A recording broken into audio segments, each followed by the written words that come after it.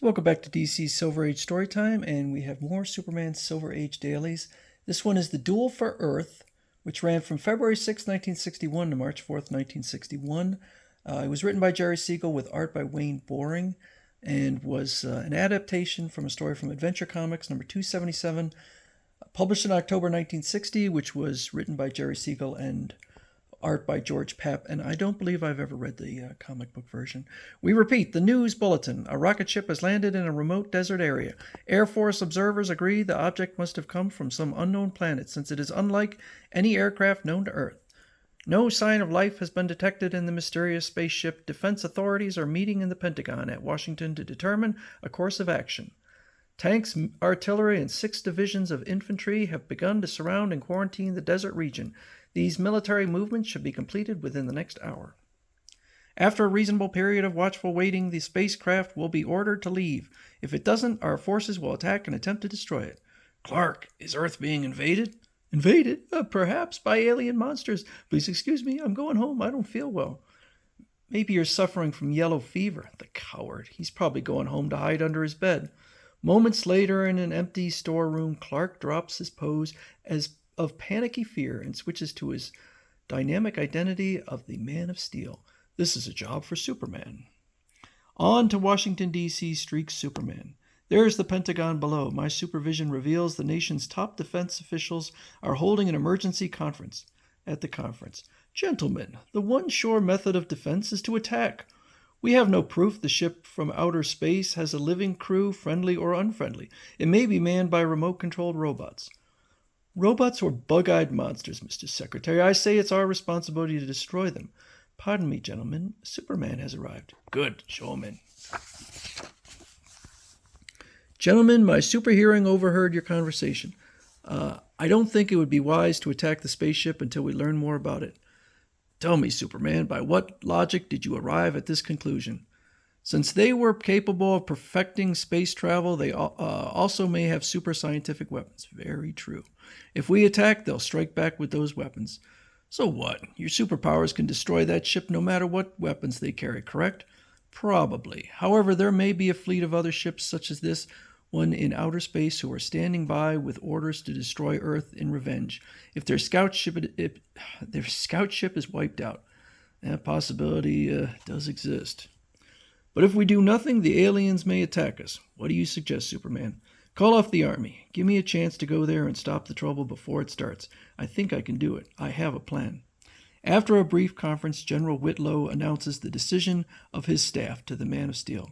All right, Superman, we'll give you 1 hour to get that spaceship off this Earth. Good.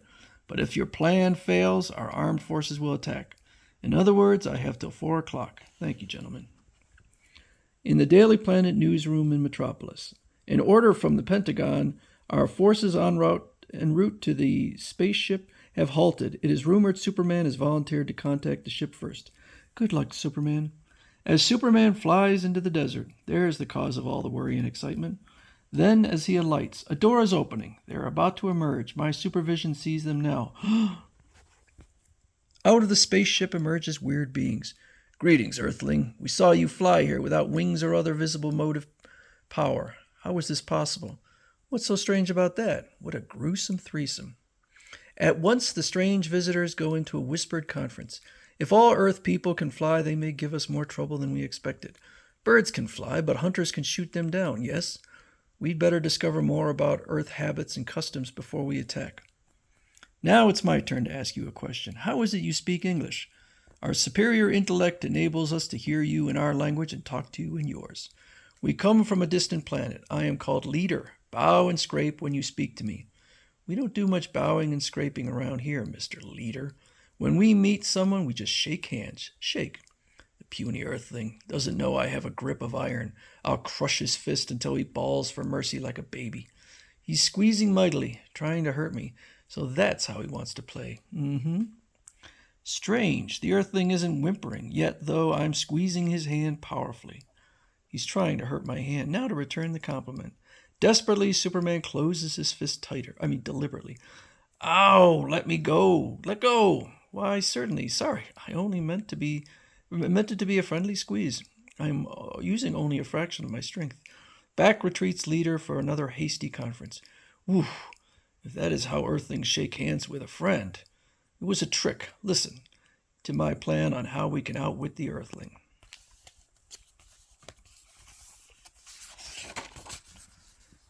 Let's take the Earthlings inside the ship.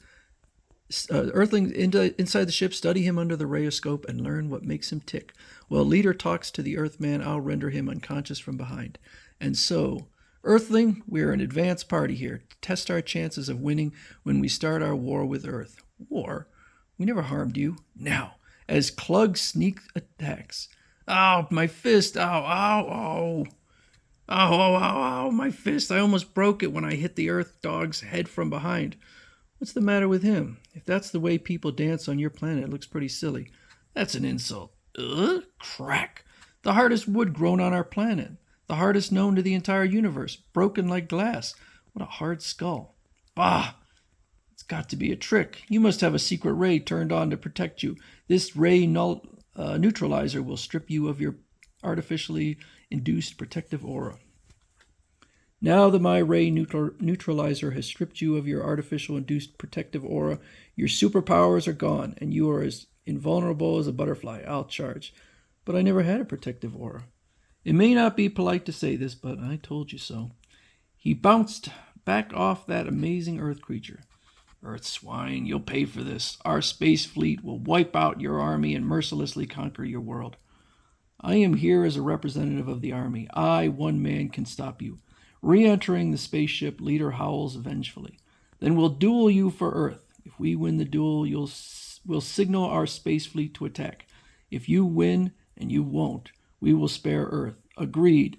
The destiny of Earth is in my hands. I must not lose. So can Superman defeat the aliens? We'll find out.